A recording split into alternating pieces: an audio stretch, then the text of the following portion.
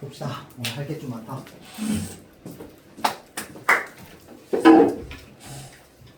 자, 이 다음 친구는요. 제목이 골묵안이라고 하는 작품인데 쌤이 한 달 전에 그 현대소설 수업할 때 이야기를 잠깐 했어요. 일단 기본적으로 우리가 현대소설이라고 하는 건 무엇을 중심으로 읽어야 된다고? 뭘 중심으로 읽어야 된다고? 뭐에 집중해야 된다고? 무조건 인물이었어. 인물. 왜 그렇다고 했어요? 우리가 소설을 읽기 시작하면 이 부분부터 그냥 뚝 잘라서 나오는 거야. 소설이 처음부터 읽는 게 아니야. 그래서 이 소설이 지금 소설의 초반문지, 중간문지, 후반문지도 몰라요. 맞죠? 자, 그래서 이 인물이 하고 있는 말과 행동을 통해서 지금 상황이 어떻게 굴러가고 있는지 상황을 머릿속으로 우리가 재구성해야 된다고 했습니다. 그렇죠? 자, 그래서 이 재구성하는 과정에서 인물이 여러 명이 나오면 그들 사이에 무엇을 우리가 파악해야 돼? 이 갈등 관계를 파악해야 되거든. 딱 요것도 수능 기출인데 그 당시 이제 요 시험을 쳤던 학생들이 이제 느꼈던 게 원래는 문학이 되게 쉬운 파트였거든. 그런데 이제 요 때를 기준으로 문학이 좀 어려워졌다라고 이제 평가를 주로 많이 해요. 원래 현대소설 되게 쉬웠단 말이야. 그냥 쓱 읽어 풀 수 있었거든. 근데 이제 여기서부터는 쓱 읽었더니 읽다가 오씨 하면서 다시 넘어가는 거야. 그냥 시간 다 잡아먹은 거야. 그냥 빠르게 파악을 안 했던 거야 여기서. 근데 나는 지금 여러분한테 미리 얘기하잖아.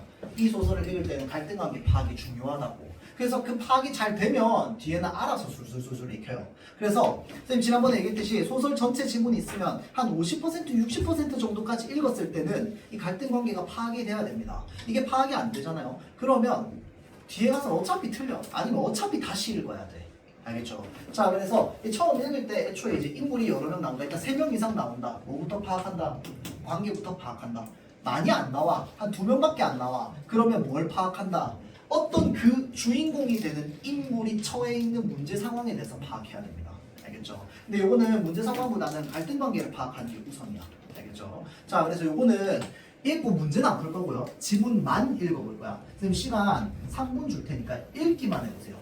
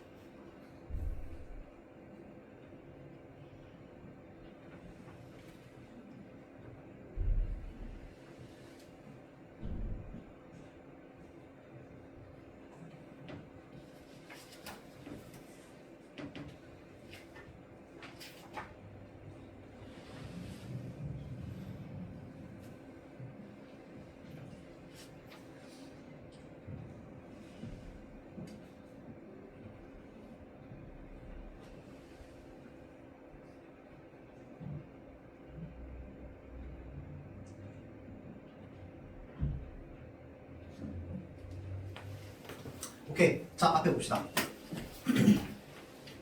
자, 상황 한번 쓰면 같이 한번 볼게요. 여러분들이 읽은 거랑 맞는지 정확하게 파악했는지 한번 보세요. 자, 일단 사람이 나오면 사람은 좀 체크해야 되겠다. 그쵸? 한참 정이와 별의별 말이 다 오고 가고 하였을 때 물단집에서 막 설거지를 하고 있던 갑순이 할머니가 뛰어나왔답니다. 자, 그러니까 사람 지금 누구 있어? 정이 있고요. 갑순이 할머니 있습니다. 맞죠?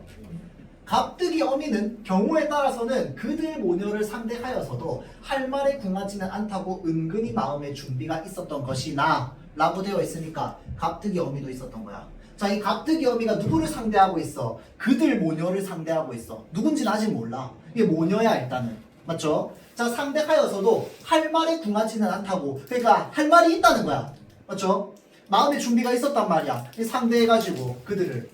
뜻밖에도 갑순이 할머니는 자기 딸이라고 되어 있지 지금. 자기 딸의 역성을 들려고는 하지 않고 애초에 네가 말실수한 게 잘못이지 남을 탓하긴 뭘 탓하냐 라고 얘기하는 요 부분. 여기서 지금 이게 누가 누구한테 얘기하는 겁니까? 갑순이 할머니가 자기 딸한테 얘기하는 겁니다. 맞죠? 자, 그러니까 여기서 나오는 네가 전부 뭐야? 이 딸이야, 딸. 맞죠?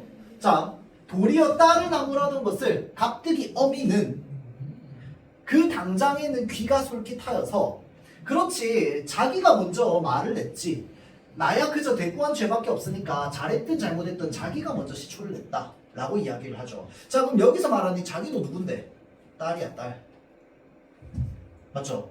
자, 뽐내도 보았던 것이나 나중에 깨달으니 그것은 얼토당토하는 생각으로 갑순이 할머니가 자기 딸을 꼬집으면서 한사코 집으로 데리고 간 것에는 뭐가 있다는 거야? 아, 그 배우지 못한 행랑것하고 싸움은 무슨 싸움이냐? 라고 얘기하죠. 자, 그럼 여기서 말하는 배우지 못한 행랑것이 바로 누군데? 누구야? 갑득이 어미죠. 자, 그러니까 상황을 살펴보면 지금 누구랑 싸운 거야? 갑순이 할머니네 딸이랑 갑득이 어미랑 싸운 겁니다. 싸웠는데 갑순이 할머니가 누구 편을 든 거야? 갑득이 어미 편을 든 거야. 오히려 자기 딸 편을 안 들고 네가 잘못했네 빨리 와 라고 하고 집으로 데려갔단 말이야. 근데 집으로 데려가서는 뭐라고 얘기하는 거야? 야, 저기 저 행랑컷하고 싸우면 무슨 싸움이냐? 야, 똥이 무서워서 피하냐 더러워서 피하지 라고 하면서 그럼 여기서 말하는 이 똥이 누구야? 갑득이 어미잖아. 맞죠? 그러니까 똥이랑 싸우지 말라 이거 아니야. 맞죠? 자, 그러니까 처음에는 이제 네가 잘못했다라는 얘기 듣고 갑득이 어미가 그렇지 그래 네가 잘못했지 라고 생각하고 있었는데 나중에 깨달으니까 아씨 그게 아니네.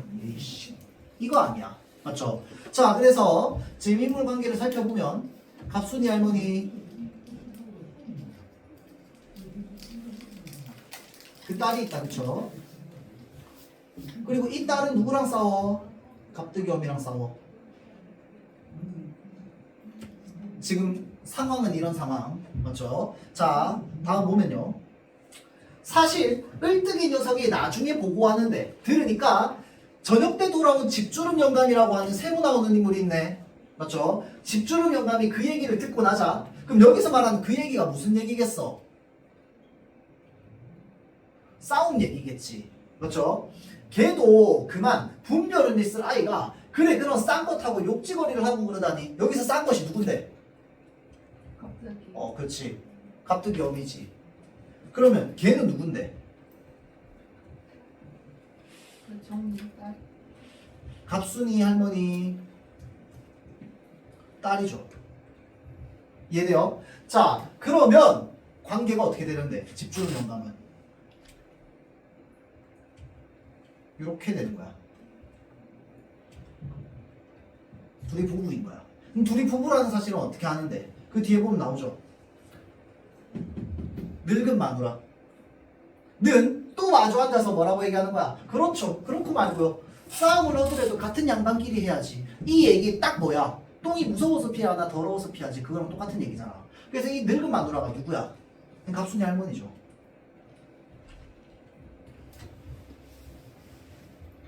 자, 그러니까 지금 이 늙은 마누라인데 누구의 늙은 마누라? 집주름 영감의 늙은 마누라거든. 맞죠? 자, 그리고 그 딸이 누구야? 지금 이 갑득어미랑 싸운 거잖아. 그리고 이 딸이 사실 누구냐면 아까 제일 처음에 나왔던 요 정입니다. 정이. 이게 왜 정의로 연결되냐면요. 잘 보세요. 이 소설의 서술자를 우리가 살펴보면 되는데 이 소설의 시점은 무슨 시점일까요? 3인칭 전지적 시점입니다. 그런데 3인칭 전지적 시점인데 모든 인물의 시선에서 얘기하는 거야? 한 명의 시선에서 얘기하는 거야? 한 명의 시선에서 얘기합니다. 누구 시선에서 얘기하고 있는데? 아닙니다. 이거 지금 누구 시선에서 얘기하고 있는 걸까? 갑자기 어미 시선에서 얘기하고 있습니다. 그게 어디서 드러나요? 잘 보세요.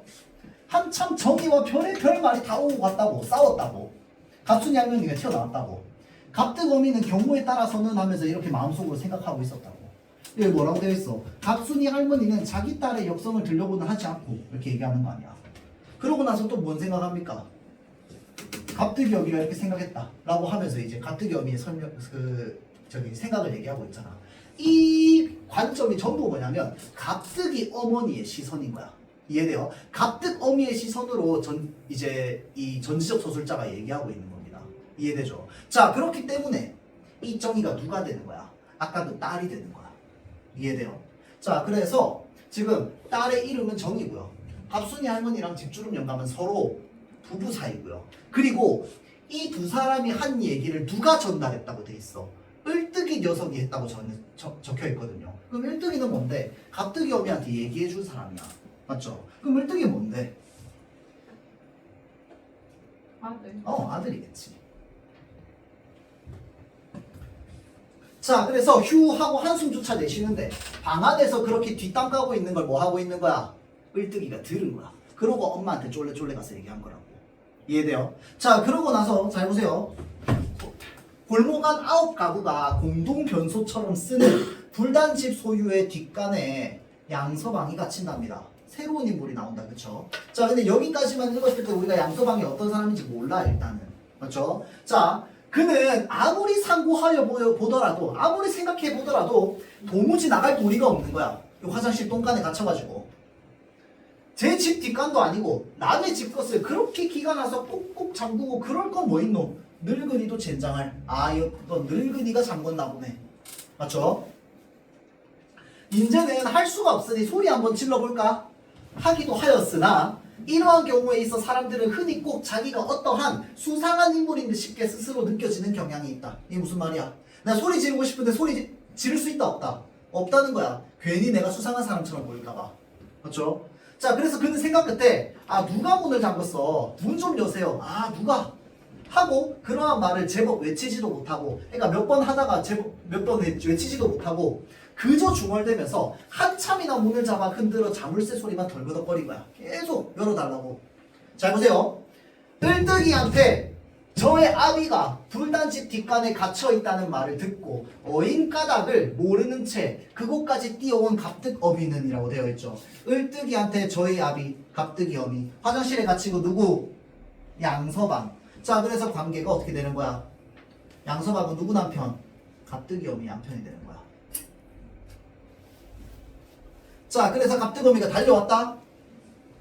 대강 사정을 알자 이것은 평소에 자기에게 좋지 않은 생각을 품고 있던 갑순이 할머니가 계획적으로 한 일임에 틀림없다고 혼자 마음에 단정하고 뭐 하는 거야? 온 마을 사람들 다 막 불러내면서 막 싸우고 있는 거 아니야. 맞죠? 갑득어미가 가가지고 막 갑순이 할머니 막 싸우고 하는데 동네 사람 다 나왔단 말이야. 동네 사람은 누구 편 들어줘? 할머니 편 들어주는 거 아니야. 그 노인네가 일부러 그랬겠냐면서. 귀에도 잘 안 들리고니까 그랬겠지. 라고 하면서 지금 갑득이 어미 편 안 들어주는 얘기가 나오고 있는 거지. 이해되죠? 그러면 어디까지만 파악하면 돼? 우리가 여기까지만 파악하면 뒤에는 거의 30초도 안 돼서 읽으면 됩니다. 이해되죠? 자, 그래서 여기가 딱 한 50%에서 60% 정도 되는 지점이겠다. 그쵸? 자, 그래서 여기까지 읽었을 때 여러분들이 상황이 머릿속에 그림처럼 그려져 있어야 되는 거야. 그래야지 관계가 어떻고 갑득어미가 왜 화가 났고 이런 것들이 이제 납득이 되는 거야. 이해되죠? 자, 그래서 우리가 소설을 읽을 때 이런 이제 읽기 방식이 좀 필요하다라는 것들을 좀 여러분들한테 얘기하려고 하는 거고요. 자, 뒷페이지 넘어가 봅시다. 문제는 따로 안 풀 거고 흡수 안 할 건데 요 보기만 한번 볼게요. 이때 당시에 왜 소설이 어려웠냐면요. 보기에서 뭘 얘기 안 해줘? 줄거리를 얘기를 안 해줘요.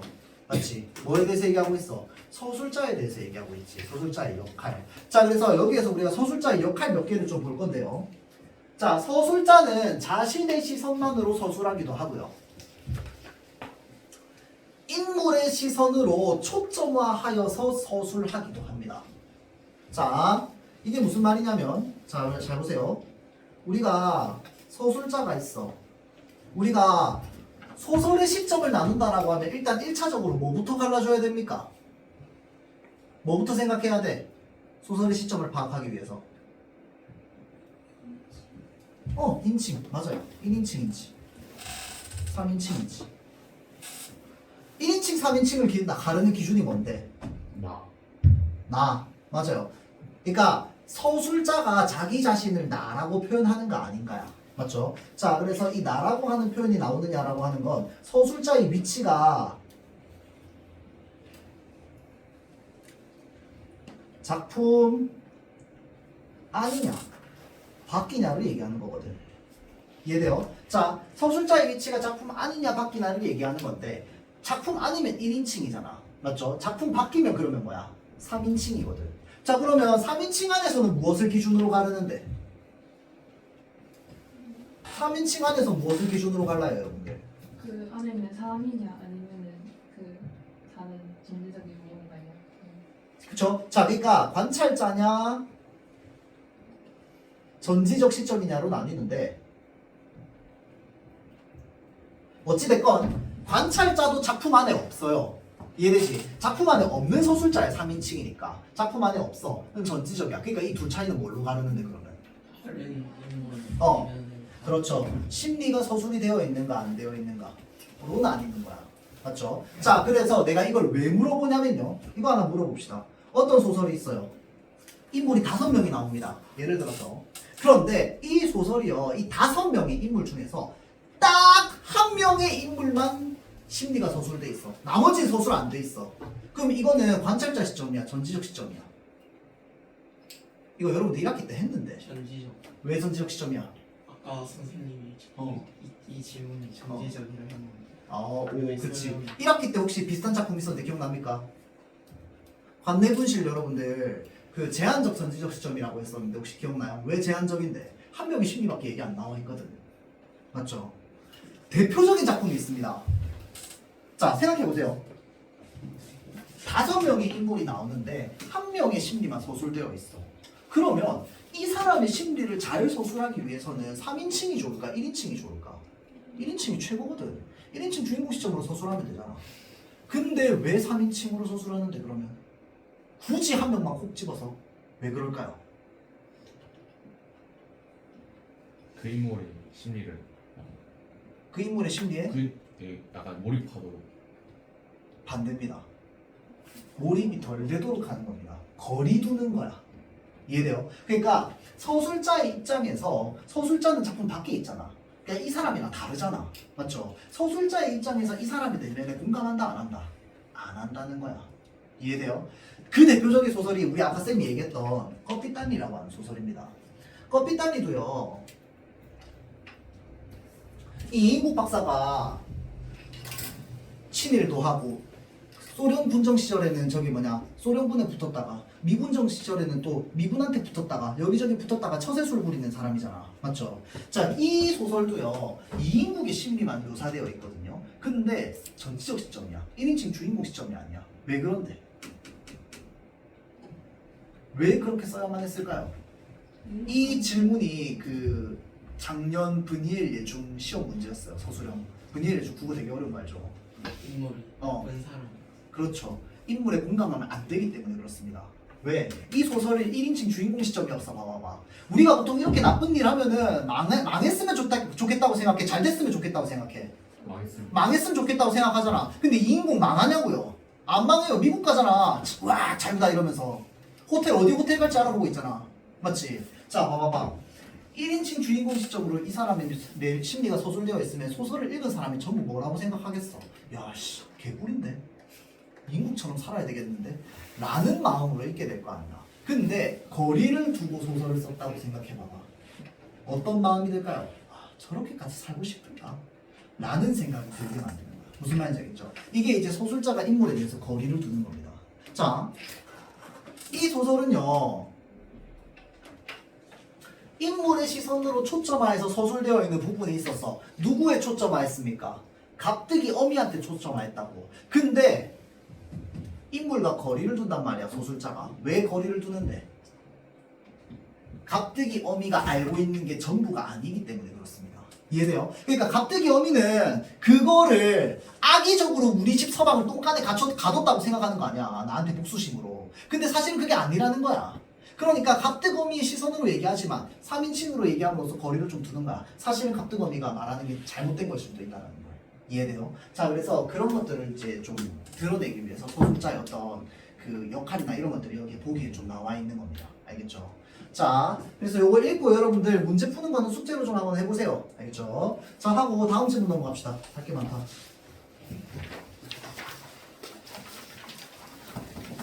자, 다음 지문에 그 가나 다 이렇게 복합으로 나와 있는 지문인데 가 지문에는 뭐가 있냐면요. 이것도 서술자에 대한 이야기인데 신빙성 없는 서술자와 관련되어 있는 내용이 나와 있어요. 근데 이건 여러분들 좀 익숙할 거야. 봉봉도 받고 동백꽃도 받고 그렇죠? 밑에 나와 있는 지문이 동백꽃이거든요. 봐봐봐. 동백꽃에 나오는 나가 신뢰성이 있어요, 없어요?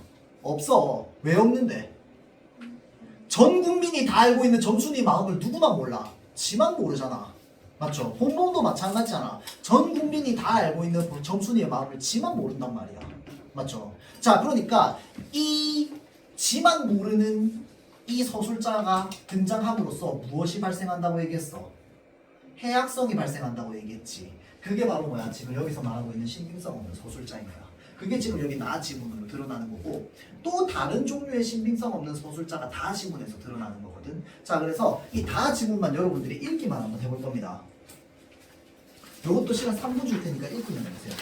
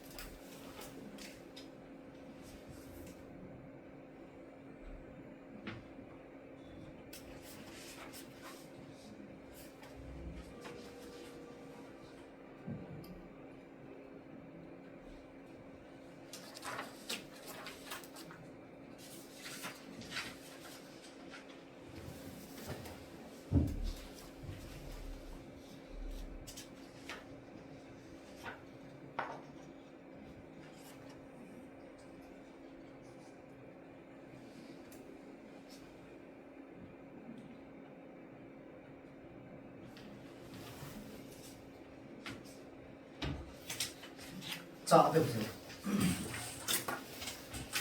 무슨 내용입니까? 준아, 무슨 내용이야?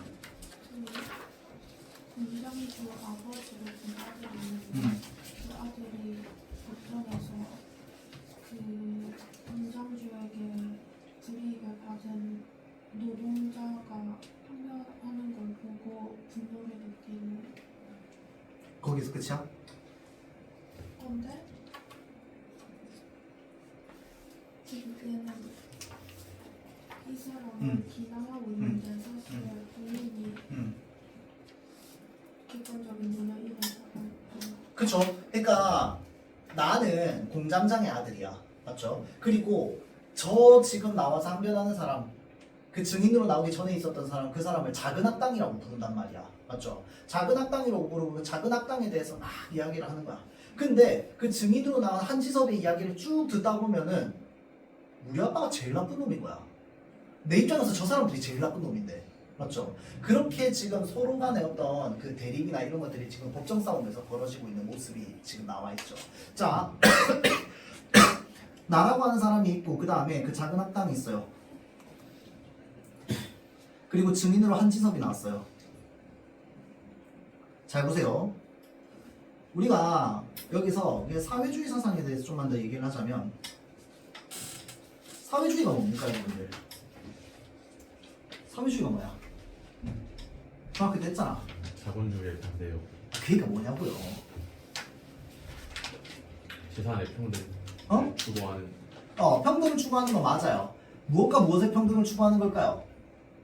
자, 이 사회주의 안에서 계층이 두 가지로 나뉩니다. 맞죠? 어떻게 나뉩니까? 지배층. 자본가와 자본가. 노동자로 나뉘죠. 자, 그래서 이 노동자를 또 다른 말로 뭐라고 하는데? 프롤레타리아라고 하죠. 프롤레타리아. 맞죠? 자, 그래서 이 노동자가 뭘 해내야 됩니까? 뭘 이뤄내야 돼? 평등을 이루기 위해서 뭐 해야 됩니까? 그렇지, 혁명을 해야지. 맞죠? 그래서 노동자들의 혁명으로 자본가들이 누리고 있는 권력들을 뭐 한다고? 모든 사람들이 평등하게 나눈다. 가 사회주의 관점의 이제 시작이잖아. 맞죠? 자, 그래서 여기에서도 지금 보면 딱 어떤 관계가 만들어져 있어? 자본가와 노동자의 관계가 만들어져 있는 거거든. 맞죠? 자, 근데 잘 보세요. 우리가 쌤이 아까 예시로 들었던 9켤레 구두로 남은 산의 예시를 들어보면 그 권시 주인공은 자본가야, 노동자야? 노동자거든. 우리가 보통 이런 좀 이제 산업화 시대의 어떤 인간 소외 현상이라든지 이런 것들과 이제 관련된 이야기의 주인공을 보면 항상 주인공은 누구야? 노동자인 경우가 많거든요. 근데 여기에서는 나가 누구야? 자본가야.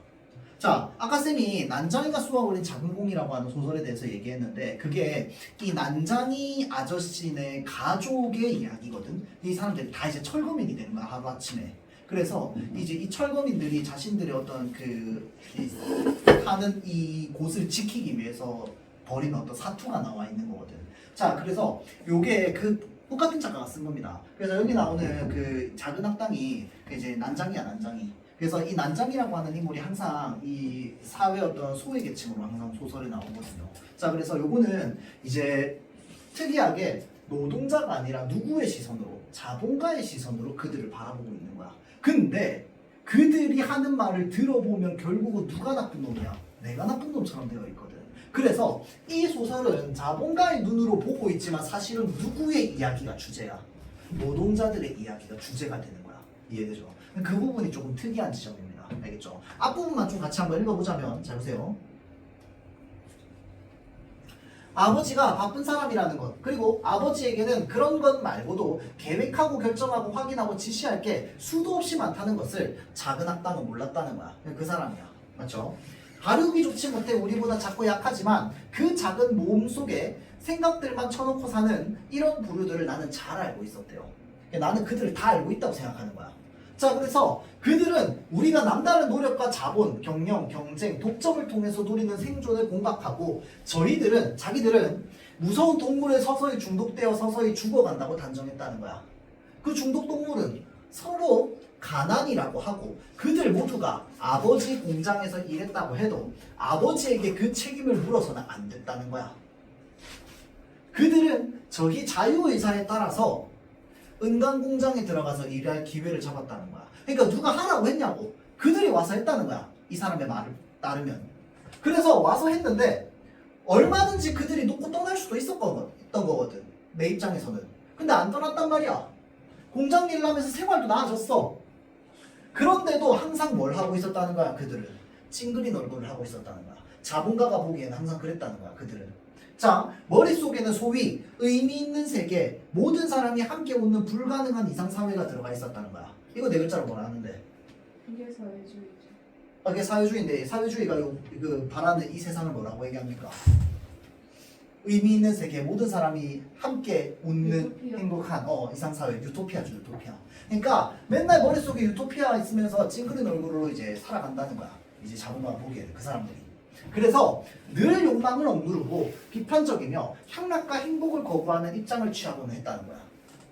이상이 현실되어 보는 이런 종류의 엄숙주의자들, 이 엄숙주의자들이 결국은 뭐야? 저 작은 악당인 거야. 맞죠? 자, 생각만 해도 넌더리가 났대요. 자, 그 중에 하나가 이제 여기 뭐라고 적혀 있어? 살인까지 했는데 변호인은 그를 살려내기 위해서 그와 같은 종류의 인간을 증인으로 불러냈다는 거야. 그 증인으로 온 사람이 누구라는 거야? 한지섭이라는 거야. 자, 그럼 머릿속에 재구성 한번 해볼래요? 추론 좀 필요한데 나랑 작은 악당 여기 법정에 왜 와 있게요? 그러니까 나도 지금 온 거잖아. 아빠 뭐? 아빠가 죽은 거야. 이해되죠? 근데 아빠의 죽음에 누가 관련 있다고 생각하는 거야? 저 노동자들이 관련 있다고 생각하는 거야. 그래서 목장에 나와 있는 겁니다. 그러니까 지금 나의 입장에서는 내가 피해자로 나와 있는데 그들이 하는 말을 들으면 그들이 피해자인 거야. 우리 아빠가 나쁜 놈이고. 이해되죠? 자, 그래서 자기가 가지고 있는 이 세계관이 어떻게 되는가? 와장창창 붕괴되는 모습이 뒤에 나오는 거잖아. 나는 분명히 그들이 나쁜 사람인데. 그래서 그들을 내가 뭐라고 얘기합니까? 이 한지섭이 나왔는데 내가 기분 나빴단 말이야. 왜 나빴는데? 이 사람 손가락 2개가 없었거든. 그래서 손가락이 8개밖에 없다는 사실이 굉장히 기분 나빴다고 적혀있잖아. 왜? 우리 아빠 공장에서 손가락 잃은 거거든. 근데 그 사람이 뭐까지 잃었다고 적혀있어 지금? 객관적인 눈까지 잃었다고 돼 있어. 이게 뭔 말인데? 그 사람이 우리 아빠 공장에서 일하면서 손가락을 잃었기 때문에 절대 객관적으로 얘기하지 않을 거야 라고 하는 저 사람이 객관적인 눈을 잃었다고 얘기하는 거거든. 저 사람은 손가락도 잃었지만 객관적인 눈도 잃었다고.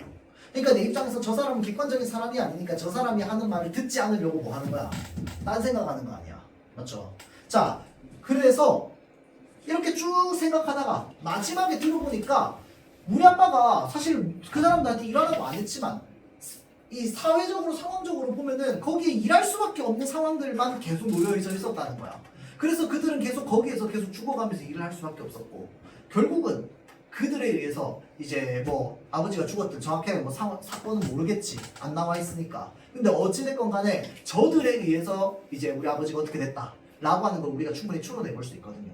이해돼요? 자, 그래서 저 사람들 진짜 나쁜 사람이어야 되는데 앞만 봐도 저 사람이 나쁜 사람이 아닌 것 같은 말들만 계속 하고 있는 거지. 맞죠? 그래서 자신이 가지고 있는 이 어떤 이 세계관이 무너지게 되는 그런 내용이 이제 뒤에 나오는 거야. 이해되죠? 그래서 이 소설의 특이한 점은 뭐야? 자본가의 눈으로 그들의 목소리를 전달하고 있다는 거지. 이해돼요? 자, 그래서 그게 이제 이 소설의 특징이다 라고 볼 수 있습니다. 이 지문도 처음부터 끝까지 해가지고 다 읽고 문제 한번 좀 풀어볼 수 있도록 합니다. 자, 그래서 하나만 얘기하자면 그래서 이게 결국은 뭐로 연결되냐면 신빙성 없는 서술자로 연결되는 거야. 이해돼요? 왜 신빙성 없는 서술자야? 사회 부조리를 얘기하는데 누구 눈으로 얘기하는 거야? 자본가의 눈으로 사회 부조리를 보여주고 있잖아. 그래서 신빙성 없는 서술자가 되는 겁니다. 이해되죠? 자, 다음 지문 마지막입니다. 이것도 중요해. 이게 여러분들 사실 좀 시간이 없어가지고 요거 읽고 뒤에 사실은 직접 문제를 풀어봐야 여러분들이 딱 이렇게 느낌이 올 텐데. 자, 시간 잠깐만 줄게요, 여러분들. 한 3분 줄 테니까 지문 가나 지문 읽고요. 33번 문제만 풀어보세요. 33번 문제만.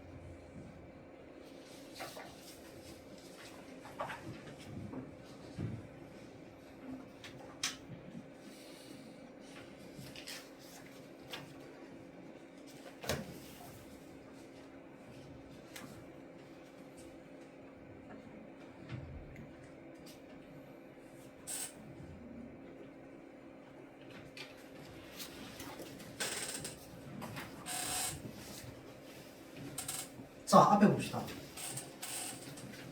5번 찍은 사람 손. 5번 보는 사람 손. 절반 정도 되네요. 그러면 물어봅시다. 준아, 이거 답이 왜 5번이야? 잠시만요. 소민아, 왜 5번이야? 생각하고 있어요. 마지막 어. 대상과 화자 간의 차별성을 부각한다는데 어.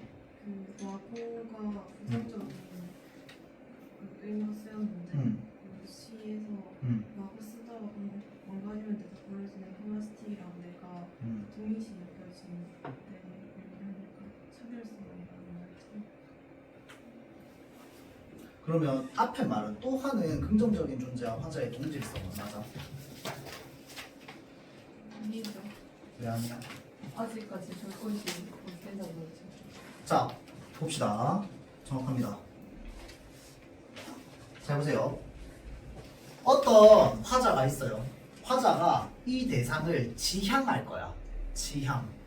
자, 지향한다는 건 얘를 가지고 있다는 거야? 안 가지고 있다는 거야? 안 가지고 있다는 뜻입니다. 자, 그래서 항상 시에서는요, 화자가 무언가를 지향하면 그 말은요, 화자는 무엇에 대해서, A에 대해서 결핍이 있다로 연결돼야 돼. 이해돼요? 자, A에 대해서 결핍이 있다는 말은 A를 지향한다라는 말이요. 다시.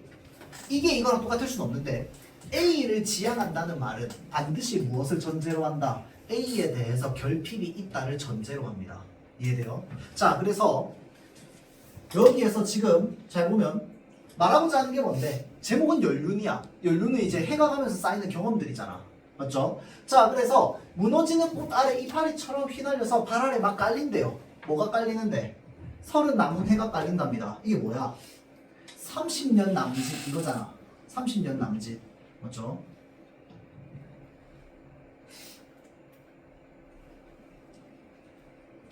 구름같이 피려던 뜻은 날로 굳어서 한금 두금 곱다랗게 감기는 연륜이래요. 자, 그러니까 이 사람 입장에서 연륜이 그렇게 싫은 건 아니거든. 맞죠? 자, 쌓이는 거야, 연륜들이. 맞죠? 곱게 쌓인대요. 자, 갈매기처럼 꼬리 떨며 사놓긴 바다에 내려앉은 섬으로 가자입니다. 자, 지금 섬으로 가자라고 했으니까 갔어, 안 갔어? 안 갔어. 맞죠? 그러니까 섬으로 가자는 거야. 맞죠? 그러니까 이런 섬으로 가재요. 자, 빛빛 하늘 아래 피는 꽃은 맑기도 하리라. 무너질 적에는 눈빛 파도에 적시오리. 이게 뭐야? 그 섬으로 도착하게 되면 이제 볼 수 있는 것들이겠지. 자, 초라한 경력을 육지에 막은 다음, 자, 섬으로 가자고 했으니까 내가 있는 곳이야. 그 섬으로 갈 거야. 뭘 건너야 돼? 바다를 건너가야 돼. 초라한 경력을 내가 있는 여기 육지에 막은 다음에 주름 잡히는 연륜마저 뭐 해버리고 끊어버리고 그 섬으로 가자고. 이해돼요? 자, 그래서 나도 또한 뭐처럼 어떻게 살겠대요? 열렬히 살겠답니다. 자, 여기 리 한번 볼까요? 리. 이 리 뭔데? 문법적으로 뭐야? 의지. 그렇지. 자, 미래 시제 선언할 의미입니다. 맞죠? 의지가 드러나. 자, 의지가 드러난다는 거 그렇게 하겠다는 거잖아. 맞죠?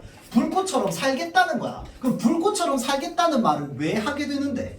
지금 내가 불꽃처럼 살고 있다고 안 살고 있다고? 안 살고 있기 때문인 거야. 자, 이 불꽃이 내가 지향하는 바라면 이 지향하는 바랑 나랑 동질성이 있을 수 있어 없어? 없습니다. 왜? 내가 결핍을 가지고 있기 때문에. 이해돼요? 그래서 5번 선지의 앞문장도 틀린 말이 됩니다. 이해돼요? 자, 그래서 이 불꽃이라고 하는 건 나에게 있어서 지향하는 겁니다. 지향하는 거.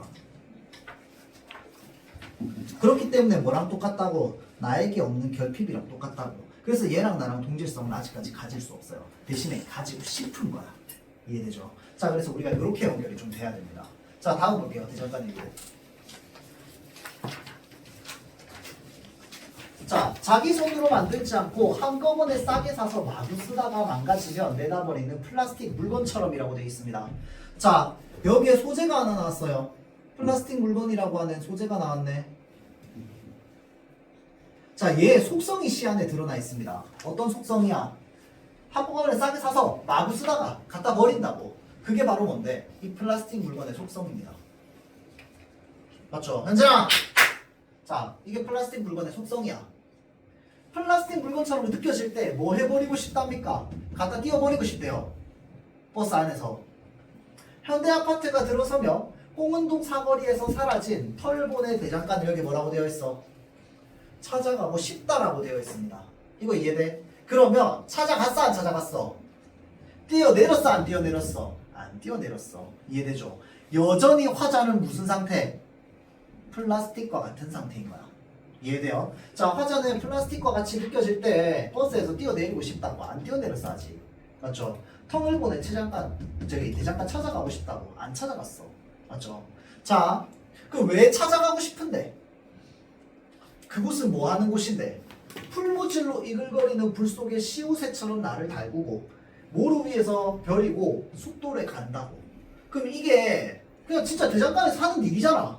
맞지? 근데 이게 사실은 여기 이 시 안에서 대장간에 찾아가고 싶다라고 얘기했기 때문에 여기 나와 있는 대장간에서 하는 일은 뭐랑 대비되는 걸까요?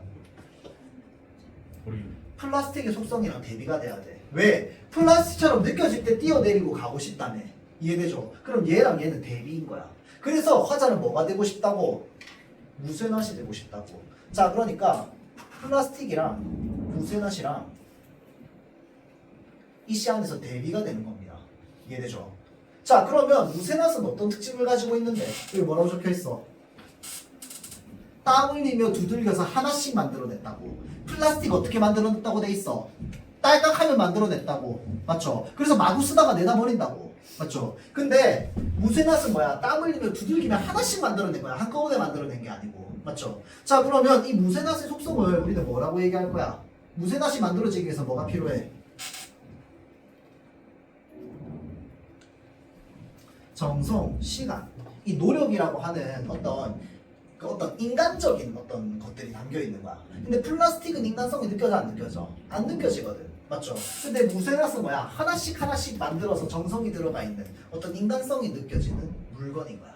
이해돼요? 자, 그러니까 나는 어떤 존재가 되고 싶다고? 무쇠낫 같은 존재가 되고 싶다고. 자, 그러면 그렇게 얘기하는 이유는 뭐야? 우리가 살아가고 있는 이 시대의 사람들은 무쇠낫 같은 사람들이 많다는 거야? 플라스틱 같은 사람들이 많다는 거야? 왜? 이 무쇠낫이 이 시에서 뭐기 때문에? 지향점이기 때문에. 이해돼요? 자, 무쇠낫이 되고 싶다고 지향하고 있기 때문에 이 세상에는 정성과 노력을 중요하게 생각하는 세상이라는 거야? 아니라는 거야. 그래서 이러한 중요한 가치들을 더 나는 느끼고 싶다고, 더 가지고 싶다고. 이것에 대한 결핍이 이 시대의 현재 상황이라는 거야. 이해돼요? 그래서 이 시는 결국은 이걸 추구하고자 하는 어떤 마음을 이야기하고 있지만 현실은 여전히 뭐 하고 있는 거야? 하고 있는 거야. 이해돼요? 자, 그러면 부정적으로 취급되고 있는 대상과 화자 간의 차별성을 부각하는 거야? 아니죠. 뭘 부각하고 있는 거야?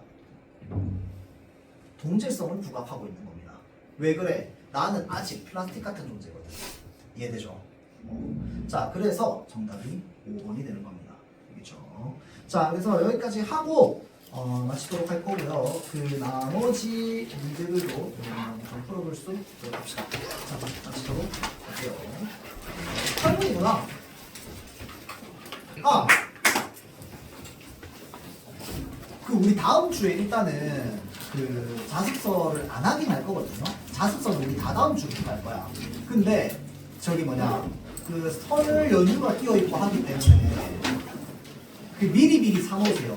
알겠지? 자습서 미리미리 사놓고 다다음 주에 바로 딱 시작할 수 있도록. 근데 이제 다다음 주에 계속 자습서만 하진 않을 거고 그 병행을 좀 할 겁니다.